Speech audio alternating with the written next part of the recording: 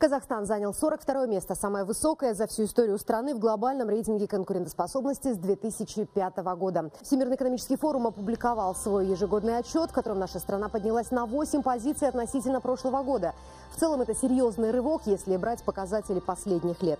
Напомню, 10 лет назад наша страна была на 51-м месте, затем немного ослабила позиции, а с 2012 года вновь стала приближаться к тридцатке развитых государств. Казахстан имеет уникальное географическое положение. Мы понимаем важность развития крепких экономических отношений между странами региона. США также выступает за свободную торговлю и за развитие и поддержание добрососедских отношений. Идут переговоры в рамках Транс-Тихоокеанского партнерства по созданию зоны свободной торговли в Азиатско-Тихоокеанском регионе. Мои прогнозы относительно дальнейшего развития казахстанской экономики весьма оптимистичны. Казахстан высказывает большой интерес к присоединению к ОСР, и это положительный показатель развития страны. Казахстан непрерывно прогрессирует для того, чтобы присоединиться к этой организации. Дальнейшие шаги Казахстана определят результат. Чуть больше, чем 20 лет срок для становления государственности, в общем-то, небольшой. Но за этот короткий период времени удалось сделать то, к чему иные суверенитеты идут веками.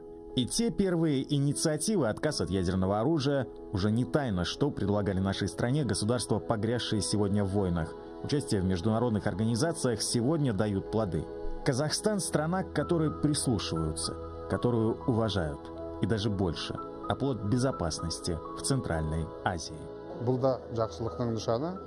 Біздің тіліміз дүние жүзіне естілсін, құлақтарына сіңілсін. Солай ары қарай біз жылжыта беретін боламыз деп санаймын. Әдейі мен солай жасадым. Меніңше дұрыс болды. Барлық тілге ол аударылады. Бірақ абдан үйреніп кеткен біздің адамдар сөйлескісі келмейді. Тілі басқа жаққа үйреніп жаттығып кеткен. Сондықтан менің айтқаннан кейін, менен кейінгі біздің басшылар солай сөйлейді деп сенемін. Казахстан является лидером в серии нераспространения ядерных оружий. Мы очень рады, что у нас будет такая возможность с вами сотрудничать и что у других делегаций будет возможность узнать побольше о вашем опыте. Мы здесь с вами имеем такой цель, чтобы мир был вообще без ядерных оружий. Это цель нашего президента Обамы. Я знаю, что это цель вашего президента Назарбаева. Безусловно, за 70 лет ООН внесла неоценимый вклад в мировое развитие. Конечно, это заслуга каждой из стран-участниц организации, в том числе и Казахстана. Всем известны инициативы руководства вашей страны, которые успешно работали на мир и спокойствие в вашем регионе и в мире в целом. В этот раз ваш президент предложил перенести штаб-квартиру ООН в Азию, считая, что эта идея принесет огромную пользу для развития организации. Инициативы президента Назарбаева, как показывает время, оказываются пророческими. 47-я сессия Генассамблеи ООН. Первая для Казахстана. Назарбаев уверенно говорит о грядущих вызовах. Превентивная дипломатия, вопрос о границах, права национальных меньшинств, доведенные до абсурда создания самостоятельных государств, безопасность в Евразии и создание коллективных сил безопасности, воссоздание общего экономического пространства на территории бывшего Союза социалистических республик. Без тени сомнения, мировые богатства распределены уж слишком неравномерно. И предлагает не перераспределять их, а внедрять научные разработки. И только справедливые решения способны сбалансировать хрупкое мироустройство. Традиция гостеприимства и многообразие культур в Казахстане огромная. Президент Назарбаев всегда выступает за то, чтобы представители разных народов и религий слышали друг друга. Идея создать мировую сеть противодействия терроризму в духе политики Казахстана и в духе международных организаций. Совместное обсуждение существующих проблем – хороший инструмент для построения будущего. О несправедливости Назарбаев говорит уже через 15 лет все с той же трибуны Генеральной Ассамблеи. Ядерные державы, призывающие к запрету разработки ядерного оружия, не становятся примером отказа от ядерного арсенала. Наркобароны финансируют международные террористические организации. А в бедных странах выращивание наркотиков чуть ли не единственная возможность заработать на кусок хлеба. Понимая это, Казахстан начал гуманитарную миссию в Афганистане. Благодаря смелым, иногда на грани фола, инициативам Назарбаева страну признали. И предложения лидера Казахстана воплощались в жизнь. КСОР ОДКБ, в случае что, сегодня в состоянии защитить уже не только Казахстан, но и Евразию, а там и Европу от наркотрафика и потока беженцев. В ЕАЭС стремятся не только страны, имеющие общие границы с бывшими республиками Советского Союза. Вот только политика отдельных международных руководителей все же привела к абсурду создания самостоятельных государств, а хрупкий мир порой пошатывает от несправедливого распределения ресурсов. Администрация Обамы намерена продолжить работу над улучшением ситуации в Афганистане. Назад пути нет. Мы должны дать возможность местному населению получать образование, качественную медицинскую помощь и многое другое. Казахстан признали. Его посещают мировые лидеры, здесь проводят встречи ведущие мировые политики, предприниматели, религиозные деятели. Сюда приезжали генсек ООН Аннан и сменивший его Пан Ги Мун. Глава нашего государства – желанные гости в Женевском дворце наций и в Нью-Йорке в здании на пересечении 46-й улицы и 1-й авеню. Здесь Нурсултана Назарбаева ждали и в 70-ю годовщину образования ООН. В Казахстане выходные дни. Президент Назарбаев в это время прибывает в Нью-Йорк и практически сразу с трапа, несмотря на долгий перелет, начинает рабочие встречи. Саммит ООН по устойчивому развитию. Здесь собрались самые видные политики мира, всего больше 150 руководителей государств. Казахстанский лидер поднимается на трибуну одним из первых. Казахстан поддерживает принятый глобальный документ о развитии нашей планеты. Принятие целей устойчивого развития предвещает поворотный момент для стран и народов мира. Итоговый документ нашего саммита станет поистине глобальным путеводителем развития процветания на Земле. Цели и ориентиры нового документа ООН полностью совпадают с приоритетными задачами Казахстана. Здесь говорят то, о чем глава Казахстана предупреждал и в далеком 92-м, и в относительно недавнем 2007-м. Боестолкновения на Востоке, в Африке и Азии, потоки беженцев в Европу, экономические санкции, растущий разрыв между бедными и богатыми. Все это вновь угрожает хрупкому мироустройству. И вновь президент Казахстана призывает мир объединиться ради мира. Важным для стран Евразии является возрождение экономики Великого Шелкового пути в современном уровне. Это принесет благо многим странам, сокращает транзит из Азиатско-Тихоокеанского региона в Европу. Настало время сплотиться вокруг идеи Большой Евразии, который объединит в единый интеграционный проект 21 века Евразийский экономический союз, экономический пояс Шелкового пути и Европейский союз. Согласно Стокгольмскому институту исследования проблем мира, в прошлом 2014 году совокупные военные расходы всех государств превысили 1,7 триллиона долларов или порядка 2,3% мирового ВВП. Поэтому для того, чтобы обеспечить принятую нами программу большими финансами, которые необходимы, я еще раз выдвигаю предложение об ежегодном перечислении каждым государством 1% от своего оборонного бюджета в специальный фонд ООН на цели устойчивого развития. Мемориал 9.11 – один из многочисленных теперь памятников жертвам-террористам, разбросанных по всему миру. Вместе с главой нашего государства почтить память погибших к монументу пришли и жители Нью-Йорка. От рук наемных бандитов люди разных национальностей, вероисповеданий, имеющие разное гражданство, гибнут в разных частях света. От террористов уже не спасают границы, а победить можно только вместе. Незадолго до начала общих дебатов в Генассамблее глава Казахстана и генеральный секретарь ООН находят буквально несколько десятков минут, чтобы поговорить с глазу на глаз. График у обоих лидеров насыщенный, и впереди еще не одна встреча и не одно выступление. Нурсултан Назарбаев и Пан Ги Мун успели обсудить сотрудничество Казахстана и ООН и международную повестку, отметив необходимость казахстанских международных инициатив, в том числе съезда мировых и традиционных религий. В перерывах между заседаниями Назарбаев встречается и с американским коллегой. 7 лет диалог с господином Обамой всегда были у нас очень продуктивные. Соединенные Штаты Америки по моей просьбе помог вступлению Казахстана в ВТО, постоянно поддерживает все наши инициативы. В стране работает 500 американских компаний, около 30 миллиардов долларов прямых инвестиций Соединенных Штатов. Я говорил, что мы хотим, чтобы Америка продолжала дальше поддерживать нашу независимость, наши устремления, наши экономические программы. Президенты беседовали в том числе о Сирии и Украине. Глава Казахстана не раз выступал инициатором мирного решения киевских проблем. Мне очень приятно, что Президент России и президент Соединенных Штатов встретились, обсудили острые вопросы. Господин Обама меня сейчас информировал об итогах их разговоров по вопросам Украины, по вопросам Сирии.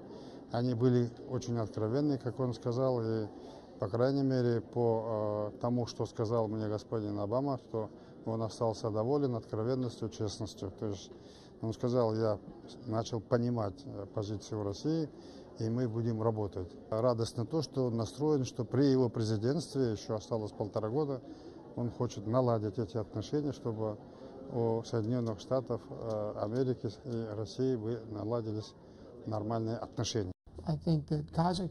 Казахстан имеет взаимоотношения как с Украиной, так и с Россией, и в этом положении он может сыграть своего рода роль брокера в попытке помочь разрешить конфликтную ситуацию. Но это, конечно, трудный процесс, прежде чем обе стороны смогут договориться. За время визита в США главе государства удается найти время, чтобы встретиться и с главами других стран и убедительно выступить на 3 саммитах, после которых речь президента Назарбаева, несмотря на разницу в часовых поясах, буквально стали разбирать на цитаты. На предложение о переносе штаб-квартиры ООН в Азию практически сразу отреагировали и на Западе, и на Востоке. 21 ғасырда адамзаттың ең басты міндеті әлемді соғыс қатерінен мүлде арылатын және оның себептерін жоятын стратегияны жүзеге асыруға тиіс. Сол үшін Біріккен ұлттар ұйымының 100 жылдығына жаһандық стратегиялық бастама 2045 жоспарын әзірлеуді ұсынамын. Біріккен ұлттар ұйымының қолдауыменен жаңа болашақ New Future концепциясын әзірлеу жаһандық стратегиялық бастама 2045 жоспарын жүзеге асырудың алғашқы қадамы болар еді. Инициативы главы Казахстана широко обсуждаются в китайских СМИ. Я считаю, что 21 век – это век Азии. И Нурсултан Назарбаев, насколько мы поняли, также приверженец таких мыслей. Азия – это крупный регион, обладающий всеми возможностями для создания новой структуры. Я высоко ценю дальновидность президента Назарбаева как политика и дипломата. Это замечательная идея. Мировое развитие напрямую связано с этой частью света. Считаю предложение своевременное, и рано или поздно оно притворится в жизнь. Азия играет огромную роль в современном развитии мира, и я думаю, что это очень хорошая идея. Это будет способствовать тому, что в будущем Азия сыграет огромную роль в принятии важных решений в ООН и в обеспечении безопасности во всем мире. Мы видим, что экономический кризис только нарастает, и существующие инструменты по его преодолению уже не отвечают многим современным вызовам. Поэтому к их решению нужно подключать новые регионы и страны, в том числе и азиатские. И идея казахстанского президента об объединении усилий в этой сфере также очень важна и своевременна.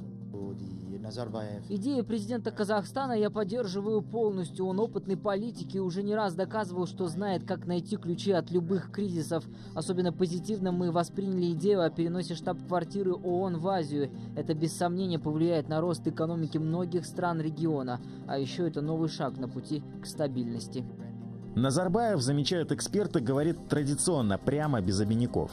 Говорит то, чего обычно стараются избегать, чтобы не быть не так понятым.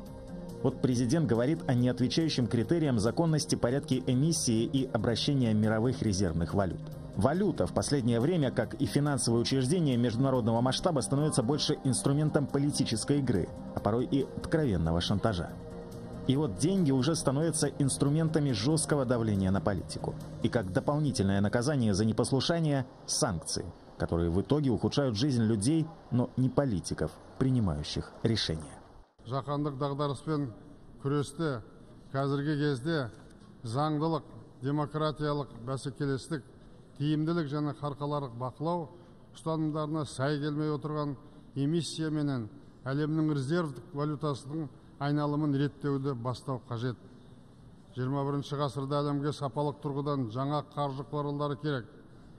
Жаһандық орнықты даму мен өсіп өркендеудің мақсаттары мен міндеттеріне сай келетін ұлт үстілік әлемдік валюта әзірлеу бағытындағы Біріккен ұлттар ұйымына мүше елдердің күш-жігерін біріктіруіміз қажет. Санкцияларды Біріккен ұлттар ұйымының жарғысымен халықаралық құқық нормаларына қайшы келетін әрекет ретінде бағалап, олардың өз бетімен қолдануын болдырмау қажет.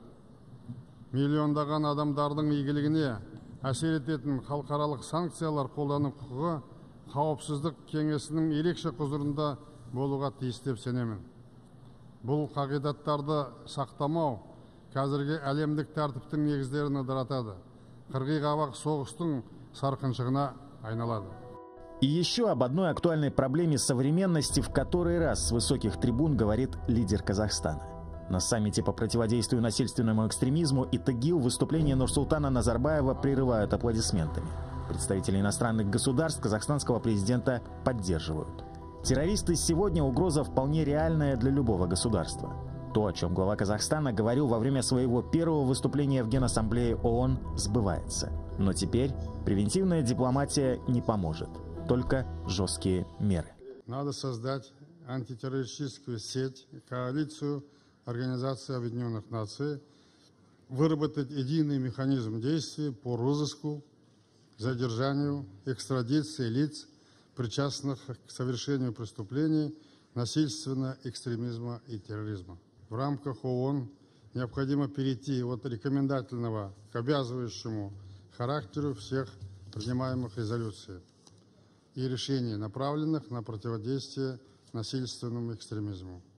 Они должны рассматриваться и утверждаться на уровне Совета Безопасности ООН. Нужен единый механизм преследования, экстрадиции лиц, причастных к преступлениям международного терроризма и экстремизма.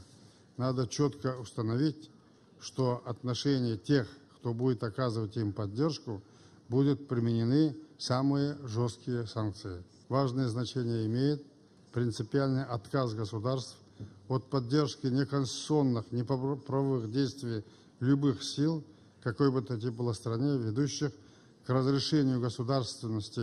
График Нурсултана Назарбаева предельно насыщен. В перерывах между тремя саммитами глава государства встречается с ведущими политиками и бизнесменами. Пока президент Казахстана рассказывает журналистам об итогах визита, его выступления уже комментируют.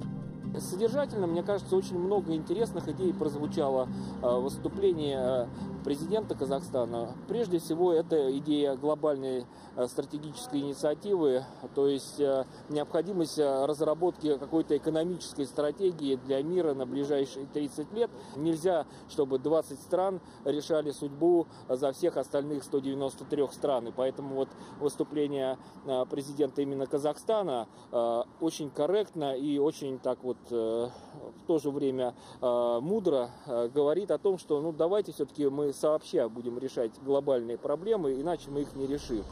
Практически сразу после того, как были озвучены, выдержки из речи президента Казахстана становились доступны многочисленной аудитории ведущих средств массовой информации. Великая речь великого лидера. Назарбаев предложил миру новое будущее. Так на страницах азербайджанского издания ABC Exit отзываются о выступлении казахстанского лидера Нурсултана Назарбаева на общих дебатах Генассамблеи ООН. Новостной портал опубликовал 5 ключевых положений плана глобальной стратегической инициативы 2045, который президент Казахстана предложил разработать к столетию ООН. Издание особенно подчеркивает значимость этих инициатив. Речь идет о преобразовании экономического и социального совета ООН в Совет глобального развития, принятии всеобщей декларации ООН по достижению мира, свободного от ядерного оружия, инициативе создания международной конференции ООН на высшем уровне для подтверждения принципов международного права, учреждение единой мировой сети противодействия терроризму и экстремизму, а также открытие в Астане международного центра по развитию зеленых технологий и инвестпроектов. Амбициозное предложение президента Казахстана, так называется статья в International Herald Tribune. В ней опубликованы все инициативы, обозначенные Нурсултаном Назарбаевым. Особое внимание портал уделил идее разработки плана глобальной стратегической инициативы 2045. Ее смысл – придать миру новый тренд развития на основе справедливых условий доступа всех наций к мировой инфраструктуре, ресурсам и рынкам. Издание сделало акценты и на другие предложения казахстанского лидера, в частности, на создание единой мировой сети по борьбе с терроризмом и наднациональной мировой валюты. Американский The New York Times пишет, что Нурсултан Назарбаев в своей речи на Генассамблее ООН призвал отказаться от ядерного оружия к 2045 году в честь столетия организации. Безъядерный мир должен стать главной целью человечества в 21 веке.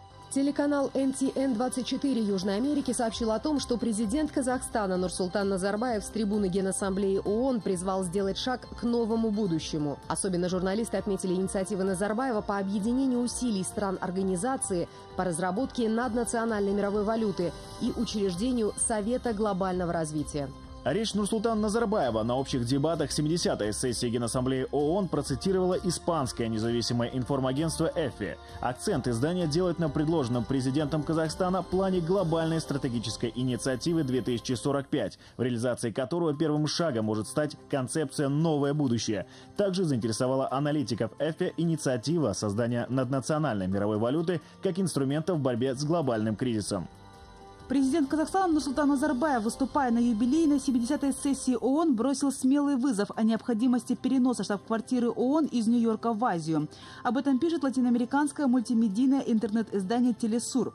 Штаб-квартира ООН находилась в Нью-Йорке с 1952 года, и, возможно, сейчас пришло время переместить ее в другое полушарие планеты, чтобы уменьшить влияние Запада в эпоху развития так называемого глобального юга, в который входит и ряд государств, членов БРИКС, и углубление региональной интеграции Азии, Африки и Латинской Америки. Назарбаев поднял один из всеобъемлющих вопросов, которым мы должны задаться, пишет латиноамериканское издание. К 2052 году местонахождению ООН в Манхэттене будет уже 100 лет. Возможно, благодаря новому расположению самой мощной в мире глобальной организации, которая утверждает равные возможности для всех стран мира, проблемы с терроризмом и вынужденным перемещением беженцев, а также такие проблемы, как длительная изоляция Кубы, надеемся, будут искоренены. Речь Нурсултана Назарбаева на общих дебатах 70-й сессии Генассамблеи ООН процитировал независимый веб-сайт «Репортеры Шелкового пути». Акцент сделан на предложение президента избавить мир от ядерного оружия к 2045 году. Издание выделило тот факт, что Казахстан первым отказался от ядерного арсенала. Кроме этого, репортеров заинтересовал призыв главы государства как можно скорее решить украинский конфликт.